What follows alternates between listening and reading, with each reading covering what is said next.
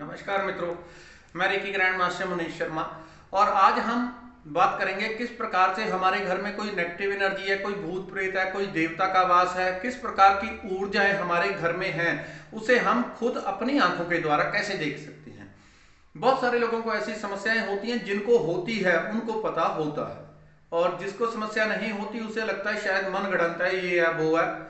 जब किसी को समस्या होती है तो कितना भी वो अपने आप को साइंटिस्ट माने या कुछ माने, जब समस्या होती है तब वो मनवा देती है खुद ही कि मैं हूं। तो इस तरह से आज आपको एक सिंपल तरीका बताऊंगा, बिल्कुल सिंपल, जिससे आप अपने घर में मौजूद किसी भी प्रकार की आत्मा को, नकारात्मक ऊर्जा को, सकारात्मक ऊर्जा को अपनी ही थर्ड आई के माध्यम से आप देख सकते हैं। एक ऐसा तरीका है जिससे आप इन ऊर्जाओं को देख सकते हैं। ऐसा होता है कि सूक्ष्म, हमारी थर्ड आई क्या है, वो सूक्ष्म है। हमारा एस्ट्रल शरीर सूक्ष्म है, हमारा प्राण शरीर सूक्ष्म है। ये सारे हमारे शरीर की कड़ियां वैसे ही एक दूसरे से जुड़ी होती हैं। जैसे आप देखते हैं लाइन पे रेलगाड़ी चल रही है, कितनी लंबी रेलगाड़ी है, लेकिन एक के साथ दूसरा डिब्बा, तीसरा डिब्बा, सब एक के साथ जड़े हैं। अगर अलग अलग कर दो तो छोटे छोटे डिब्बे बन जाएंगे, रेलगाड़ी नहीं रहती। तो इसी तरह से जब हमारे प्राण शरीर एक दूसरे से जुड़े हुए हैं तो इनकी ही क्षमता को हम उपयोग करके, इनकी ऊर्जा का उपयोग करके हम बहुत कुछ असाधारण, जिसकी कोई कल्पना भी नहीं कर सकता, ऐसे ऐसे काम किए जा सकते हैं और करने वाले करते हैं और कर रहे हैं। एक सिंपल तरीका आपको बताता हूं जिससे आप ये सब देख सकेंगे। जो लोग नए हों, रेकी कैसे करनी है, किस तरह से सीखनी है, उसके लिए मेरे चैनल के ऊपर पहले ही वीडियो पड़ी हुई है, आप उसको देख के रेकी सीख सकते हैं, जो कि इंटरनेट पे पहली बार सिखाई गई है। इससे पहले लोग नहीं मानते थे कि बिना गुरु के कोई रेकी कर सकता है। आपकी बड़ी बड़ी बीमारियां रेकी से हल हो जाती, बड़ी बड़ी असाधारण बीमारियां आप खुद रेकी सीख के अपने घर पे बैठे बैठे ठीक कर सकते हैं।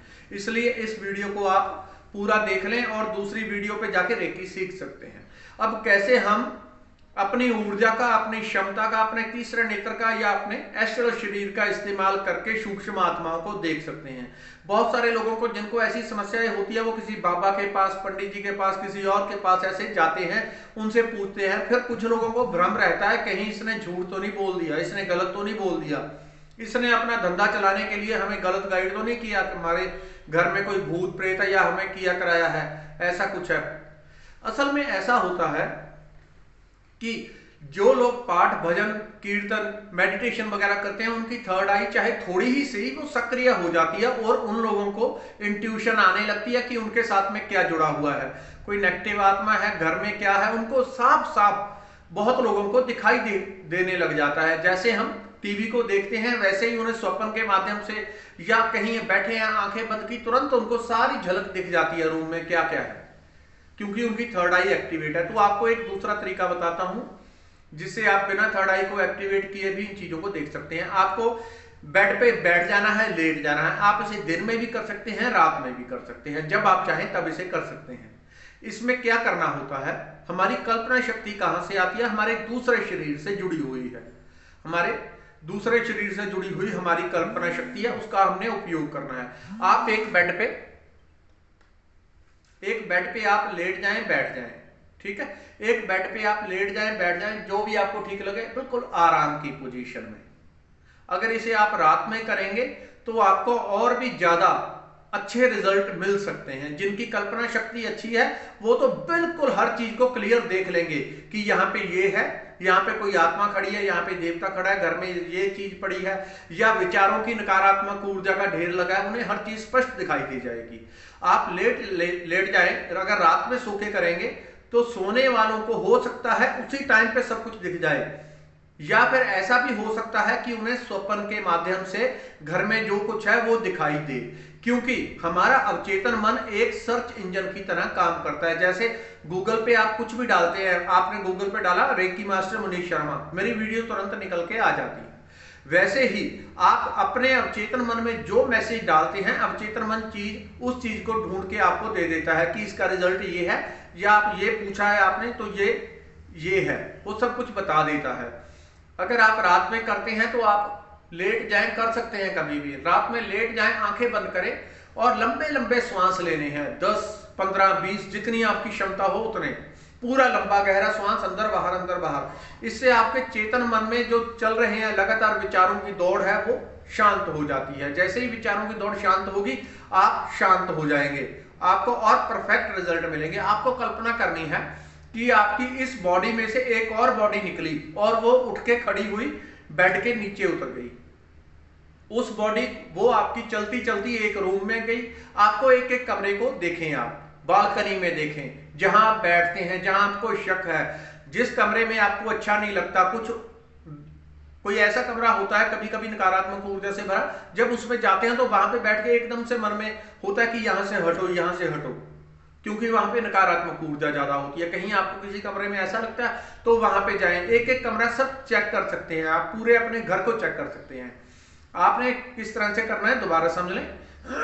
आप लेटे हुए हैं, आपकी बॉडी से एक और बॉडी निकली, वो निकल के एक जगह पे गई, एक कमरे में जाके उसने चेक किया। अपने बाथरूम को जरूर चेक करें, बाथरूम में नेगेटिव एनर्जी का बहुत वास होता है। इसमें ये बहुत गहरी एक चीजें हैं, और भी कई एनर्जी के साथ हमारे बाथरूम जुड़े होते हैं। बाथरूम में भी जाएं, बाथरूम में जाएं, आप देखें, कल्पना में देख रहे हैं। मैं अब प्रैक्टिकल थोड़ा बता देता हूं कि मैं यहाँ पे लेटा हुआ हूं, मेरी बॉडी एक निकली यहां से, वो ये घूमती घूमती जा रही है। पहले ये गई बाथरूम में, बाथरूम के अंदर चाहे दरवाजा लगा हुआ है चाहे खुला हुआ है, उससे कोई मतलब नहीं आपकी, क्योंकि सूक्ष्म शरीर के द्वारा आप यात्रा कर रहे हैं, तो सूक्ष्म शरीर आपका बाथरूम के दरवाजे के, आप देखेंगे कि दरवाजे से अंदर चला गया। और वहां पे आप बाथरूम में, क्योंकि अगर आप कल्पना से देखेंगे तो कल्पना में तो आपको पता है बाथरूम में कहां क्या पड़ा है, कल्पना में वो नहीं देखना, फ्री माइंड होके। कुछ लोग कल्पना करने में लग सकते हैं, जो बहुत कमजोर मन के होते हैं, बहुत डरे हुए लोग होते हैं, वो जैसे ही इस प्रयोग में उतरेंगे वो कल्पना में भी जुड़ सकते हैं, जो कि गलत होगी। जो वो देखेंगे कल्पनाशील ऐसे लोग अपनी कल्पना से करके देखेंगे, वो गलत होगा। आपको फ्री माइंड होके देखना है, पहले से कोई धारणा नहीं रखनी कि यहाँ पे भूत है, यहाँ पे प्रेत है, यहाँ पे नकारात्मक वाइब्रेशन का ढेर है, ऐसा कुछ नहीं आपको रखना। बिना धारणा के केवल आपको देखना है। जैसे एक जज काम करता है, वो उधर की भी सुनता है, उधर की जो सही होता है वो बता देता है कि ये सही है। तो आपको एक जज की तरह काम करना है, सिर्फ देखना है, सिर्फ देखना। आपको आपका सूक्ष्म शरीर गया, बाथरूम के अंदर गया, वहां पे आप नजर दौड़ा के देखें सूक्ष्म शरीर के द्वारा, कल्पना में ही। मैं यहां से बैठा बैठा कल्पना कर रहा हूं, मेरा सूक्ष्म शरीर गया और वो जाके नजर दौड़ा रहा है बाथरूम में, इधर इधर इधर। अगर वहां पे कोई नेगेटिव एनर्जी पड़ी है, अभी यहाँ पे अगर कोई नेगेटिव एनर्जी पड़ी है, तो वहां पे आप या बैठी हुई है, खड़ी हुई है, अधिकतर भूत प्रेत आपको कोनों में, जो कोने होते हैं, कमरे के 4 कोने हैं, बाथरूम के 4 कोने, कोने में खड़ी हुई, बैठी हुई आपको दिखाई दे जाएगी, अगर वहां पे ऐसी कोई नेगेटिव एनर्जी है। आप इसी तरह से आप घर के हर कोने में देख सकते हैं, हर कमरे में आप देख सकते हैं। अगर कहीं पे आपको कुछ होगा तो तुरंत आपको दिखाई देगा, और रियलिटी में और कल्पना में जमीन आसमान का अंतर होता है। जब आपको रियल में दिखाई देगा तो हो सकता है आप डर के झटके से उठ भी जाए, क्योंकि जब रियल चीज होगी तो उसकी वाइब्रेशन आपके सूक्ष्म शरीर को हिट करेगी, आपके सूक्ष्म शरीर को धक्का देगी।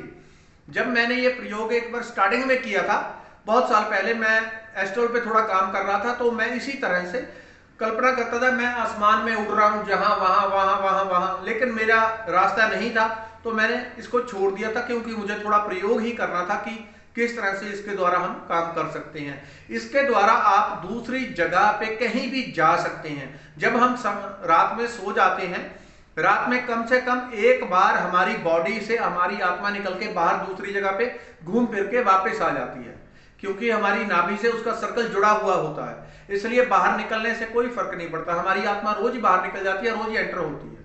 ये डेली का हमारा प्रोसेस होता ही है। आप कल्पना में उस पूरे घर को चेक कर लेंगे, अगर वहां पे कोई ऐसी चीज आपको दिखाई देती है तो मतलब भूत प्रेत है। अगर किसी कमरे में हर तरफ आपको काला काला धुआं जैसा बहुत गंदा गंदा पदार्थ किसी कमरे में फैला हुआ दिखाई देता है, तो इसका मतलब है वहां पे दूसरे प्रकार की नकारात्मक ऊर्जा है, अर्थात विचारों की। अगर किसी घर में कोई बीमार आदमी जो कंटिन्यूस बीमार रहता है, एक ही कमरे में पड़ा रहता है, उस कमरे में जब वो दर्द से कराता है, उसको दर्द होता है, पेन होती है, समस्या होती है, उससे जो नकारात्मक वाइब्रेशन पैदा होती है वो उसी कमरे में अधिकतर पड़ी आपको दिखाई देगी। आप देखेंगे कमरे में चारों तरफ काला काला काला काला बहुत गंदा पदार्थ पड़ा हुआ है, बहुत गंदा गंदा पदार्थ पड़ा हुआ है। इस तरह से आप देख लेंगे। किसी किसी कमरे में या पूजा घर में आपको ऐसे लगेगा जैसे बारिश हो रही है। बारिश किस चीज की? प्रकाश की।